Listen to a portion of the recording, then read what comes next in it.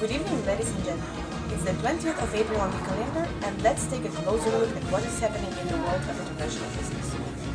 Credit Suisse new chief executive began his overhaul of the giant Swiss bank on Wednesday with plans to raise as much as 6.3 billion in new capital, shrink its investment bank, and slash costs.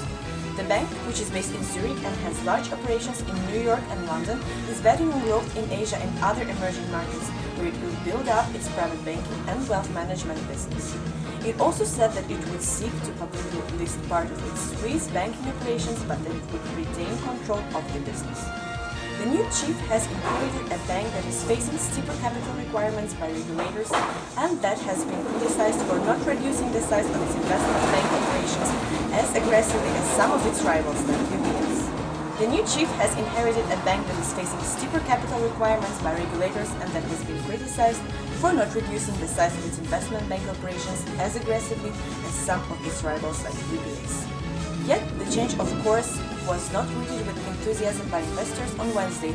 Shares of Credit Suisse slumped 3.6%. Credit Suisse reported a weaker than expected profit in the third quarter as uncertain market conditions weighed on its fixed income and trading operations. The bank said third quarter profit declined 24% to 779 million Swiss francs, or about $816 million from the quarter a year ago.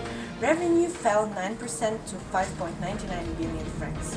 As part of the changes, Credit Suisse said it planned to expand its universal bank in Switzerland and its private banking and wealth management arm in America, Asia, Eastern Europe, Latin America, and the Middle East.